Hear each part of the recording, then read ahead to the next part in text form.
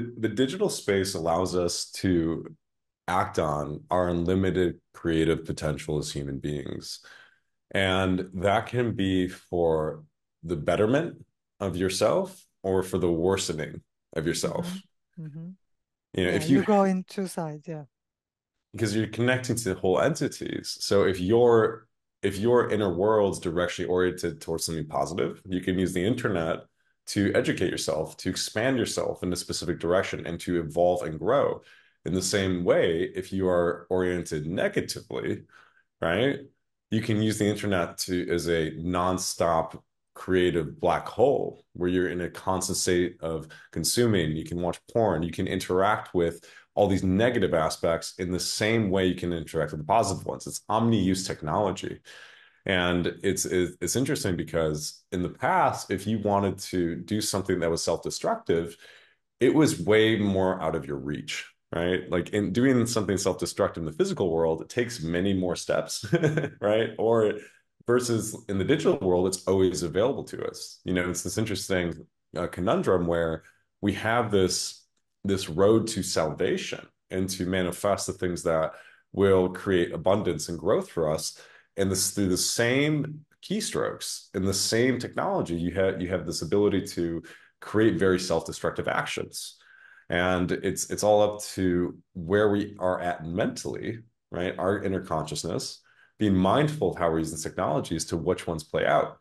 And, right now, where we are today on the internet, we are limited in the reach of that positivity and of that destruction, right? Because we're still operating within echo chambers, right? There's only so much a human being can do now when connected to the internet because we are limited by the UI, by the UX, by what these apps limit us to do. In the age of AI, it's very different. You have through activating these super conscious, these super intelligences, the ability to automate automation, right? To create a goal for these systems to go out into the internet and achieve.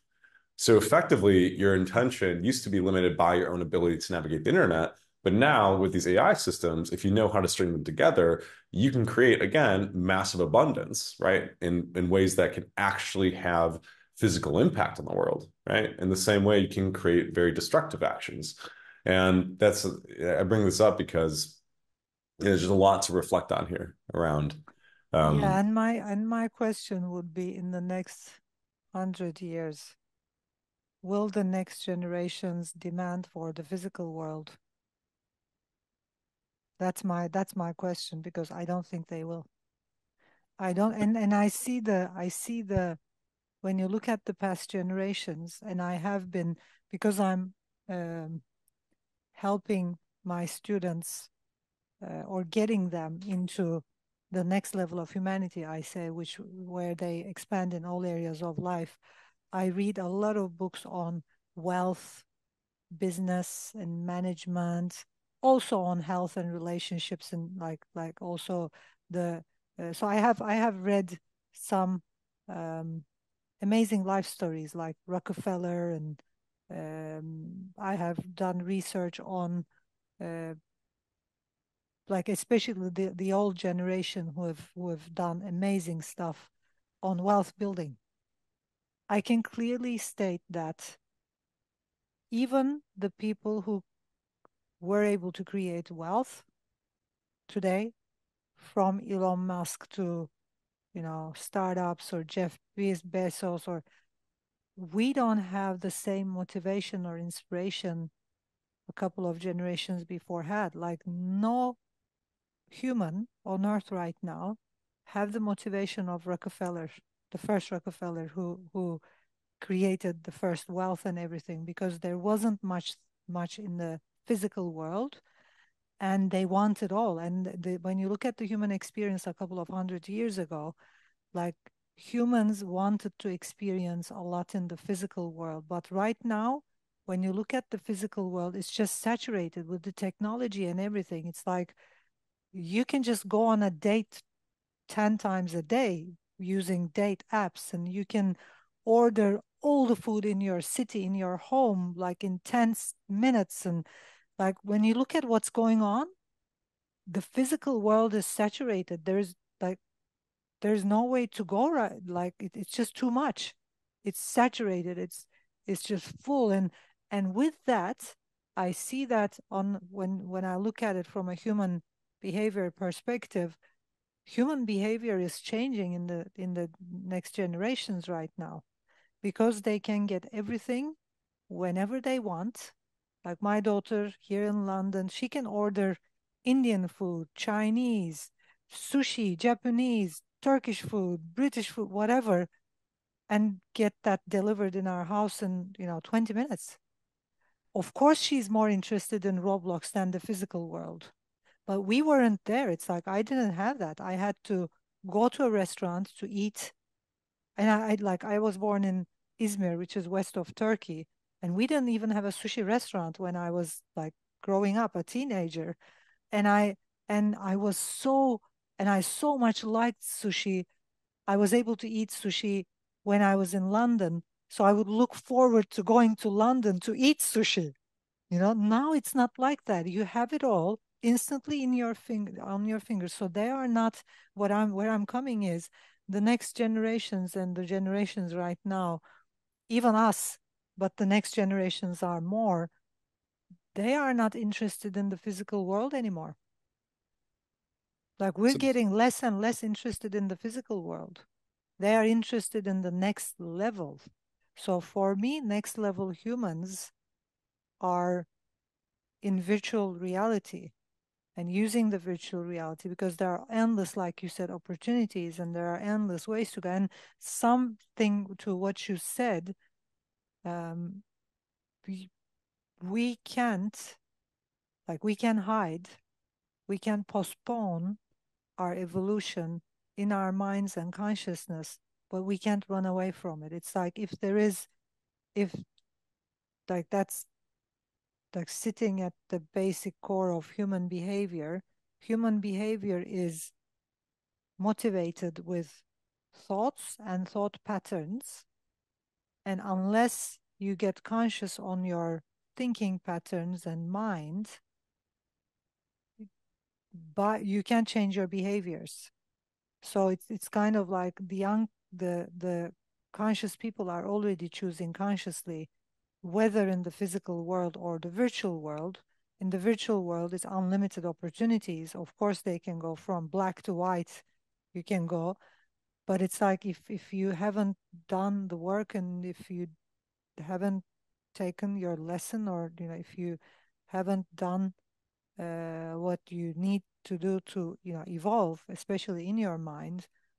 Of course, like you were challenged in the physical world, now you're challenged in the virtual world, and it's getting more and more and more because you're just postponing just getting it. So of course that's going to happen. It's like as what has been happening in the physical world for hundreds of thousands of years, it is going to be in the physical virtual world as well. If you haven't worked with your mind, and if you're not an evolved human being, the virtual world can be your worst enemy and your worst dream. But if you did work, it can be the best place for you. So it's like, of course. yeah, it's zooming out and kind of looking at the bigger picture. What's happening is that we are now shortening the time on a global scale from idea to manifestation. Right? Before you might have dreamt of sushi, right? You had this concept, but it might be a couple months out before you can make it to the city. Maybe you have to save up a bit of money because it's more expensive to go into that restaurant in order to consume the sushi. Versus now, it's 5 taps away maximum, right? So this is a trend that we're going to see across all sectors of our life, where your time from ideation to manifestation is shortening. And that's what AI is doing to us at a fundamental level. It's shortening the space between I have this idea for an art piece, now I can create it. I've got this idea for a film, boom, it's now here. Same thing for songs, same things for anything digital. And very soon, that's going to transition to the physical, with these bridges being biosynthetic, printing, meaning being able to create material from scratch, and also in the form of robotics. We're finally entering the age where that's gotten good enough. So, when it comes to these manifestation powers, I think one of the core skills we need to develop as a species is impulse control. Meaning, maybe you shouldn't spend €100 on sushi when it's 5 taps away, right? Maybe we should, choose differently in terms of being able to connect ourselves to these corners of the internet that are not fulfilling our highest good. And I do believe that, those pause tokens, like taking a moment to take a breath before interacting with these entities and acting on your impulses, is going to become more important now than ever.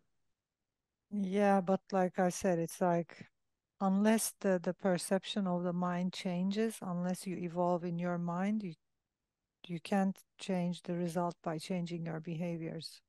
So it's kind of like what I'm saying here is if you have a tendency to lose that €100, for example, that day, because of a distorted perception you have, or because of a judgmental perception you have, because it's getting reflected in the world, you will think by changing your behavior, you will think that you're making a wiser decision by spending that €100 to, I don't know, what, to an investment or whatever, instead of sushi. But if you have a distorted perception that will lead to losing that €100, you will lose that €100. And you will lose it more and more quickly because of what's happening technologically. So when things are speeding up, I agree, everything is speeding up, and the time between the thought and the imagination and manifestation is just that we're closing that gap, which is like the lesson for the people who don't want to learn will be tougher, will be quicker, and it's that's why I basically say self-mastery is not an option anymore. 10 years ago, self-mastery was an option. It's not an option anymore. It's a must, because if you can't master, robots or AI will definitely master you, and it's gonna the technology and the new world is gonna take you everything you have.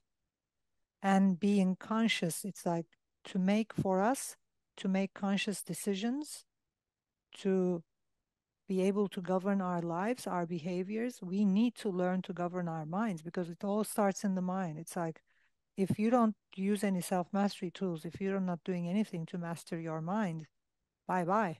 In 10 years, 20 years, the world is not going to be somewhere you like. But if you do master, you're going to master it all. You're going to be on top of it.